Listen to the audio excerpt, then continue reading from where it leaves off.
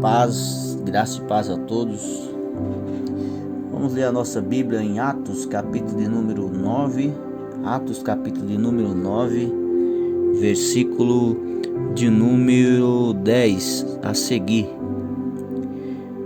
até o versículo 15, que diz assim: Ora, havia em Damasco um discípulo chamado Ananias, e disse-lhe o Senhor numa visão: Ananias? Ao que ele respondeu: Eis-me aqui, Senhor. Então o Senhor lhe ordenou: Dispõe-te e vai à rua que se chama Direita, e na casa de Judas procura por Saulo, apelidado de Tarso, pois ele está orando. E viu entrar um homem chamado Ananias, e impôs-lhe as mãos para que recuperasse a vista.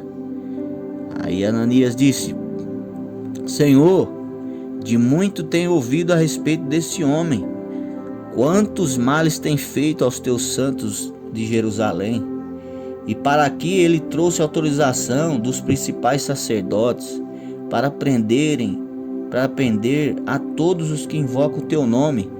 Mas o Senhor lhe disse: Vai, porque este é para mim um vaso, um instrumento escolhido para levar o meu nome perante os gentios e reis, bem como perante os filhos de Israel, pois eu lhe mostrarei quanto lhe importa sofrer pelo meu nome.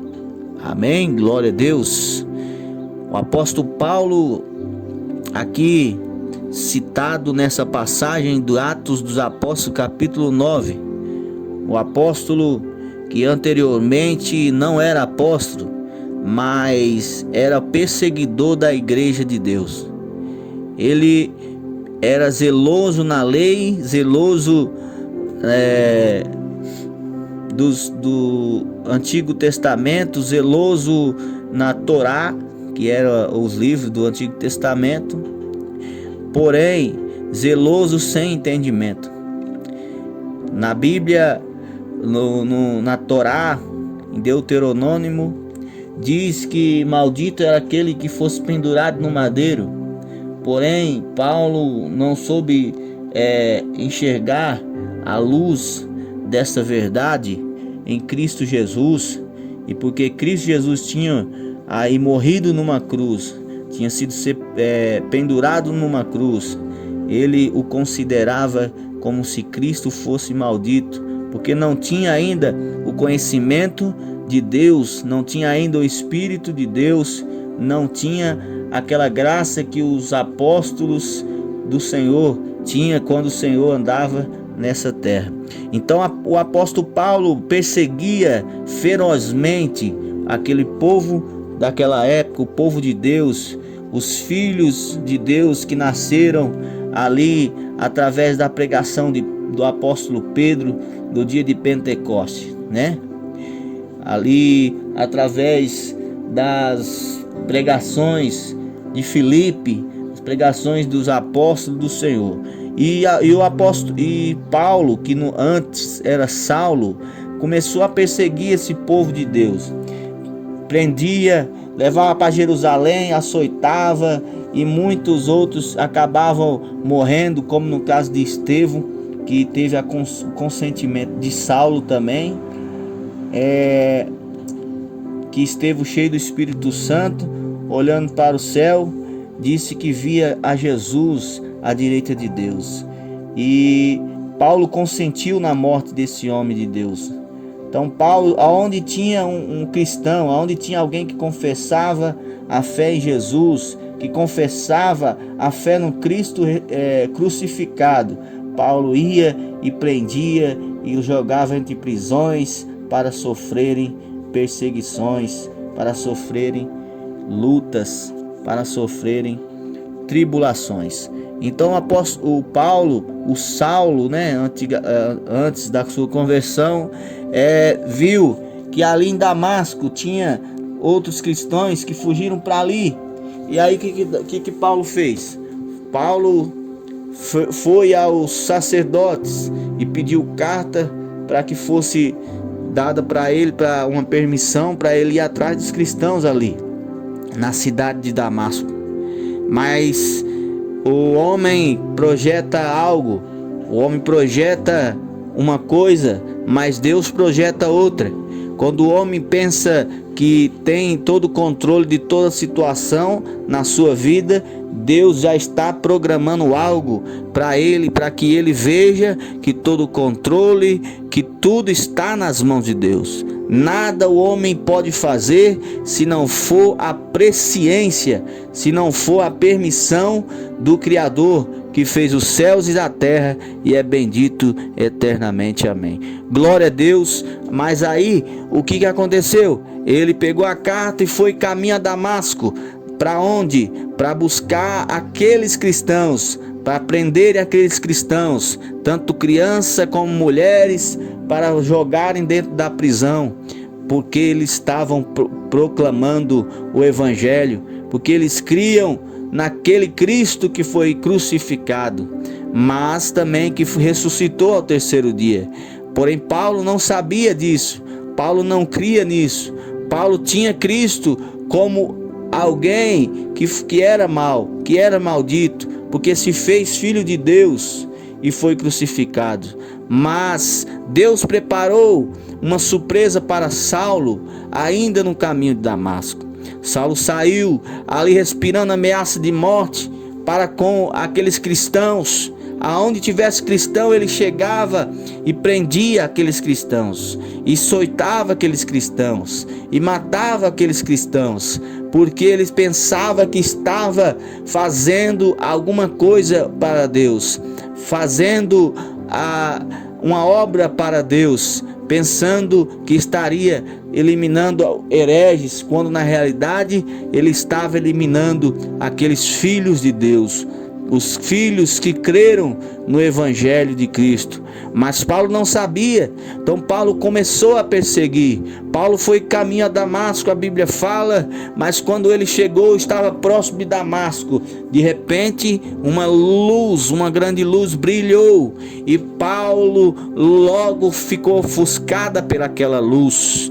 Paulo logo ficou cego pelaquela luz. Os seus olhos físicos, os seus olhos carnais não podia mais ver, não poderia enxergar mais nada, porque ele estava cego. Algo sobrenatural aconteceu naquele caminho de Damasco, quando Saulo saiu para ir afrontar, para ir prender o povo de Deus. Eu quero dizer com isso, meu querido irmão, Deus não permite luta maior do que aquela que você pode suportar. Se Deus permitiu alguma coisa, alguma perseguição à sua vida, é porque você pode suportar. Mas Deus não permitiu que Saulo chegasse a Damasco com aquele intuito de arrebatar aqueles cristãos que estavam ali, porque Deus queria que o Evangelho seguisse adiante, que aquelas pessoas que estivessem ali fossem adiante pregando o Evangelho, pregando a palavra, pregando o arrependimento do pecado, pregando a cruz. Então Saulo, quando viu a luz, ele caiu pelo chão, e o Senhor Jesus veio a ele, apareceu a ele e disse a ele: Saulo, Saulo, por que é que tu me persegues? E ele disse: Senhor, quem és? E aí Jesus disse: olha, eu sou Jesus Cristo, a quem tu persegues. Duro é para você recalcitrar contra os meus agrilhões. O que Jesus está dizendo? Duro é para você lutar contra mim, porque você não vai vencer. Então Jesus se revelou a ele. Ele foi transformado naquele momento, porque Deus mostrou-lhe o céu, mostrou a sua justiça, mostrou tudo o que deveria acontecer nas sagradas escrituras que os profetas tinham profetizado.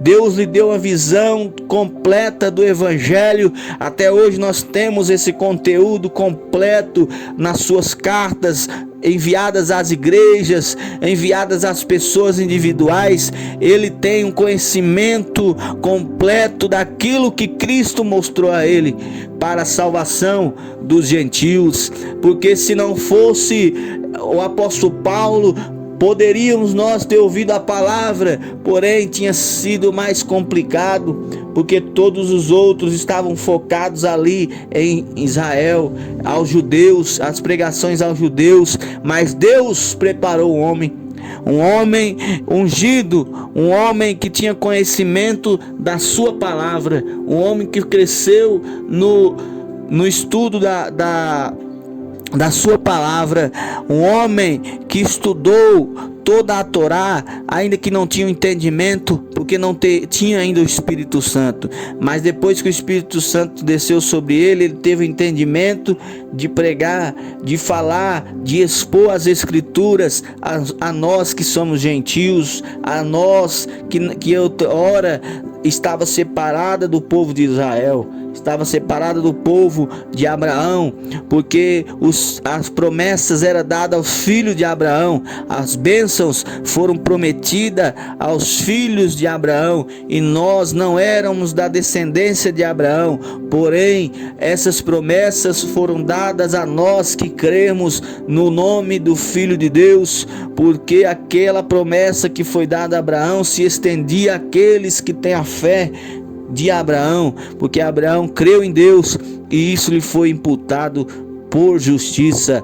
E o apóstolo Paulo, antes ainda Saulo, quando caiu ali, que o Senhor falou com ele, ele disse: Senhor, o que é que eu tenho que fazer? O Saulo falou, e Jesus falou para ele: ó, vai a Damasco e lá eu falarei para você o que convém você fazer.